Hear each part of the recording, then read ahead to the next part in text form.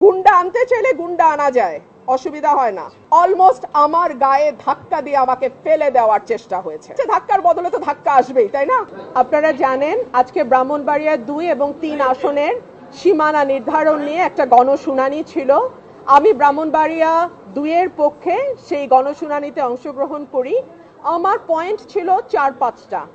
এক হচ্ছে, স্বাধীনতার 53 বছরে এই যে 3টা ইউনিয়ন চান্দুরা, ভুদন্তি, হরসপুর, এরা ছিল সরাইলের সঙ্গে।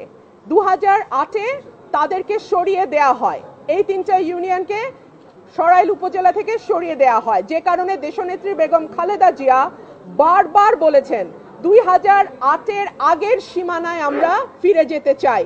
বিএনপির দাবি ছিল 2008-এর আগের সীমানায় ফিরে যাওয়া, এবং আমি আমার প্রথম আর্গুমেন্ট দিয়েছি যে যেহেতু দেশনেত্রী বেগম খালেদা জিয়া সব সময় বলেছেন যে 2008-এর আগের সীমানায় আমরা বিএনপি ফিরতে চাই, আমিও মনে করি 2008-এর আগে যে সীমানা ছিল সেইখানেই আমাদেরকে এখন ফিরে যাওয়া উচিত। মাঝখানে 15 বছর একটা ফ্যাসিস্ট সরকার ছিল, যারা তাদের নিজস্ব ভোট কারচুপির জন্য নিজস্ব সুবিধা অনুযায়ী সীমানা নির্ধারণ করেছে। সেই সীমানা আমরা মানি না।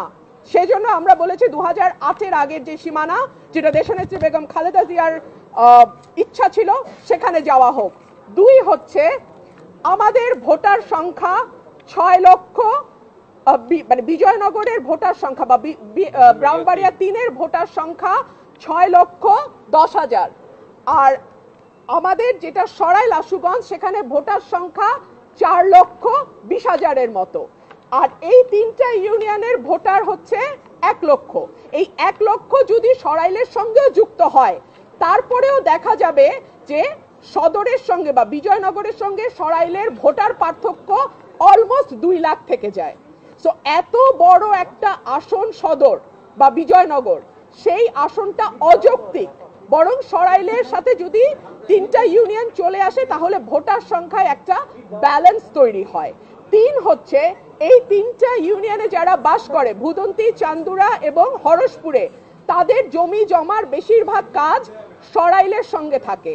সো তাদের জমির রেজিস্ট্রি থেকে শুরু করে অন্যান্য যে দাপ্তরিক কাজ, সেটা সরাইল ইউনিয়নে গিয়ে করতে হয়, সরাইল উপজেলায় গিয়ে করতে হয়। সে কারণে আমি বলেছি এই 3টা ইউনিয়নকে সরাইলের সঙ্গে যুক্ত করে দেয়া হোক।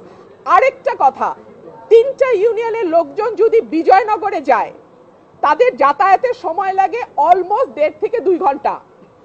আর যদি তারা সরাইলে আসে তাদের সময় লাগে 15 থেকে 20 মিনিট। তাহলে আপনারাই বলেন, যেই 3টা ইউনিয়ন বিজয়নগরে যেতে 1.5 ঘন্টা লাগে, আর যদি 10 মিনিট 15 মিনিটে তারা সরাইলে আসতে পারে, তাহলে তাদের কোথায় থাকা উচিত? সরাইলে থাকা উচিত নাকি বিজয়নগরে থাকা উচিত? এই প্রশ্নগুলোই আমি নির্বাচন কমিশনে তুলেছিলাম। অত্যন্ত দুঃখজনক ব্যাপার হলো, এখানে একটি মারামারি হয়েছে। আমি যেহেতু একজন আইনজীবী, আমি মনে করেছি আমার কেস আমি নিজেই প্রেজেন্ট করব। সো আমার কেস আমি প্রেজেন্ট করেছি। আমি আশা করেছিলাম নির্বাচন কমিশনের সম্মানের দিকে তাকিয়ে ব্রাহ্মণবাড়িয়া 3-এ যারা আছে তারা গুন্ডা পান্ডা নিয়ে ঢুকবে না নির্বাচন কমিশনে। বাট আনফরচুনেটলি আমি দেখলাম ব্রাহ্মণবাড়িয়া 3-এ যিনি প্রার্থী, তিনি তার সদল বলে 20-25 জন মিলে গুন্ডা পান্ডার মতন তারা সেখানে আচার আচরণ করলেন। অত্যন্ত দুঃখজনক, অত্যন্ত লজ্জাজনক, এবং আমি মনে করি এটা কমিশনের যে ভাবমূর্তি, যে গাম্ভীর্য এবং যে সম্মান, সেইটার সঙ্গে এটা যায় না। আমি আপনাদেরকে কিছু ছবি দেখাচ্ছি। তারা এলাকায় বিভিন্ন মানুষকে কিভাবে পিটিয়ে পিটিয়ে তারা স্বীকারোক্তি আদায় করেছে। So this is there nature.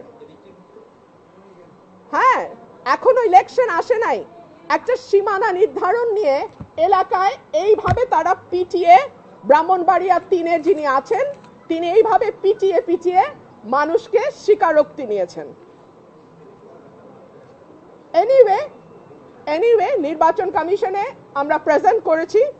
ভৌগোলিক দিক বিবেচনায়, জনসংখ্যা বিবেচনায় এবং সকল কিছুর বিবেচনায় আমি আশা করব নির্বাচন কমিশন যে সিদ্ধান্ত নিয়েছে সেটি সঠিক সিদ্ধান্ত, এবং সেই সিদ্ধান্তই নির্বাচন কমিশন বহাল রাখবে। যেহেতু ওদের 10 জন 12 জন মিলে কথা বলছে, সো আমি একজন কথা বলেছি আর আমার পক্ষে একজন ডাক্তার উনি কথা বলেছেন। আমি কোনো গুন্ডা বদমাশের মেলা করি নাই, করতে চাইলে করতে পারতাম, গুন্ডা আনতে চাইলে গুন্ডা আনা যায়, অসুবিধা হয় না। আমি ভদ্রলোক নিয়ে এসেছি, ভদ্রলোক আসবেন, কমিশনে শুনানি করবেন, রায় হবে, যেটা রায় হয় হবে। কিন্তু তারা যেহেতু গুন্ডা পান্ডা নিয়ে এসছে এবং আবল তাবল বকছে, কথা বলেই যাচ্ছে, আমি লাস্টে একটা কথা বলার জন্য দাঁড়িয়েছি এবং যেটা 15 বছরে হয় নাই সেটা আজকে হয়েছে। অলমোস্ট আমার গায়ে ধাক্কা দিয়ে আমাকে ফেলে দেওয়ার চেষ্টা হয়েছে। যেই বিএনপির নেতা কর্মীদের জন্য গত 15 বছর লড়াই করলাম, তারা আমাকে এখন ধাক্কা দেয়। তো ঠিক আছে, ধাক্কার বদলে তো ধাক্কা আসবেই, তাই না? সেটাই হয়েছে। খুব পরিচিত কোনো মুখ নন উনি, এনসিপি থেকে এসেছেন না জামাত থেকে এসেছেন আমি জানি না, তবে উনি প্রথম, আমি জানি না যার কথা আপনি বলছেন, একজন আমাকে ধাক্কা দিয়েছেন, পাঞ্জাবি পরা, হ্যাঁ একজন ধাক্কা দিয়েছেন।